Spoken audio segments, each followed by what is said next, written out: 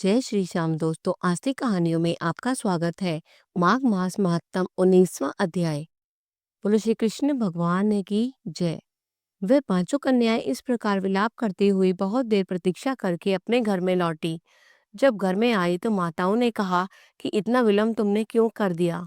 तब कन्याओं ने कहा कि हम किन्नरियों के साथ क्रीड़ा कर रही थी, सरोवर पर थी और कहने लगी कि आज हम थक गई हैं और जाकर लेट गई। वशिष्ठ जी कहते हैं कि इस प्रकार आशय का छुपाकर वह विरह की मारी पड़ गई। उन्होंने घर में आकर किसी प्रकार की क्रीड़ा नहीं की। वह रात्रि उनको एक युग के समान बीती। सूर्य नारायण के उदय होते ही वह अपने आप को जीवित मानती हुई माताओं की आज्ञा लेकर गौरी पूजन करने वह कन्याएं वहां पर जाने लगी। उसी समय ब्राह्मण भी स्नान करने के लिए अच्छा सरोवर पर आए। उसके आने पर कन्याओं ने वाह वाह किया, जैसे कमलिनी प्रातःकाल सूर्योदय को देखकर कहती हैं। उसको देखकर उनके नेत्र खुल गए और उस ब्रह्मचारी के पास गई और आपस में एक दूसरी का हाथ पकड़कर चारों तरफ से उसको घेर लिया और कहने लगी कि मूर्ख, उस दिन तू भाग गया था, आज नहीं भाग सकता। हम लोगों ने तुमको घेर लिया है। ऐसे वचन सुनकर बाहुपाश में बंधे हुए ब्राह्मण ने मुस्कुराकर कहा, तुमने जो कुछ कहा सो ठीक ही है, परंतु मैं तो अभी विद्याभ्यासी और ब्रह्मचारी हूँ। गुरुकुल में मेरा विद्याभ्यास पूरा नहीं हुआ। पंडित जी को चाहिए कि जिस आश्रम में रहे उसके धर्म का पालन करे। इस आश्रम में मैं विवाह करना धर्म नहीं समझता। अपने व्रत का पालन करके और गुरु की आज्ञा पाकर ही विवाह कर सकता हूँ, पहले नहीं कर सकता। ये बात सुनकर वह कन्या इस प्रकार बोली जैसे वैशाख मास में कोयल बोलती है। वह कहने लगी कि धर्म से अर्थ और अर्थ से काम और काम से धर्म का फल का प्रकाश होता है। ऐसा ही पंडित लोग और शास्त्र कहते हैं। हम काम सहित धर्म की अधिकता से आपके पास आई हैं, सो आप पृथ्वी के सब भोगों को भोगिए। उस ब्राह्मण ने कहा कि तुम्हारा वचन सत्य है, किंतु मैं अपने व्रत को समाप्त करके ही विवाह कर सकता हूँ, पहले नहीं कर सकता। तब वे कन्याएं कहने लगी कि तुम मूर्ख हो। अनोखी औषधि, ब्रह्म बुद्धि, रसायन, सिद्धि, अच्छे कुल की सुंदरी नारियों तथा मंत्र जिस समय प्राप्त हो तब ही ग्रहण कर लेना चाहिए। इसी से कार्य को टालना अच्छा नहीं होता।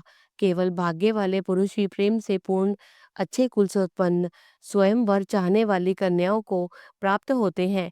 कहाँ हम अनोखी सुंदर नारियां, कहाँ आप तपस्वी बालक। यह बेमेल का मेल मिलाने में विधाता की चतुराई ही है। इस कारण आप हम लोगों के साथ गंधर्व विवाह कर लीजिए। इनके ऐसे वचन सुनकर उस धर्मात्मा ब्राह्मण ने कहा कि व्रती रहकर इस समय विवाह नहीं करूंगा, मैं स्वयंवर की इच्छा नहीं करता। इस प्रकार उसके वचन सुनकर उन्होंने एक दूसरी का हाथ छोड़कर उसको पकड़ लिया।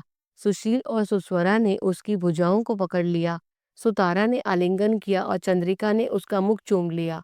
परंतु फिर उसने क्रोधित होकर उनको श्राप दिया कि तुम डायन की तरह मुझसे चिपटी हो, इस कारण पिशाचनी हो जाओ। ऐसे श्राप देने पर वह उसको छोड़कर अलग खड़ी हो गई। उन्होंने कहा कि हम निरपराधियों को वृथा क्यों श्राप दिया। तुम्हारी इस धर्मज्ञता पर धिक्कार है।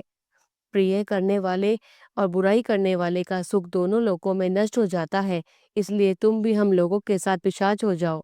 तब वे आश्रम के क्रोध से उस सरोवर के पिशाच पिशाचनी हो गए और बस पिशाच पिशाचनी कठिन शब्दों से चिल्लाते हुए अपने कर्मों को भोगने लगे। वशिष्ठ कहने लगे कि हे राजन, इस प्रकार वह पिशाच उस सरोवर के इधर उधर फिरते रहे। बहुत समय पश्चात मुनियों में श्रेष्ठ लोमश ऋषि पौष शुक्ला चतुर्दशी को उस अच्छोद सरोवर पर स्नान करने के लिए आए।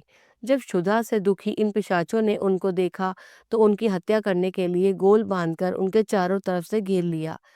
वेद निधि ब्राह्मण भी वहां पर आ गए। उन्होंने लोमश ऋषि को साष्टांग प्रणाम किया। पिशाच ऋषि के तेज से सामने ठहर न सके और दूर जाकर खड़े हो गए।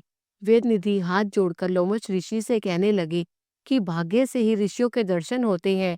फिर उन्होंने गंधर्व कन्या और अपने पुत्र का परिचय देकर सब वृतांत सुनाया और कहा कि हे मुनिवर, ये सभी श्राप मोहित होकर आपके सम्मुख खड़े हैं।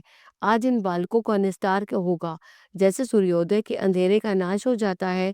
वशिष्ठ जी कहने लगे कि पुत्र के दुख से दुखी हुए वेद निधि ब्राह्मण के ऐसे वचन सुनकर लोमश ऋषि के नेत्रों में जल भर आया और वेद निधि से कहने लगे, मेरे प्रसाद से बालकों को शीघ्र स्मृति पैदा हो, मैं उनका धर्म कहता हूँ जिससे उसका आपस का ज्ञान विलीन हो जाएगा।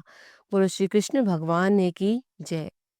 अगर आपको कथा समझ में आई, पसंद आई, तो कृपया करके इसे लाइक कीजिए और अधिक से अधिक शेयर कीजिए। जय श्री श्याम।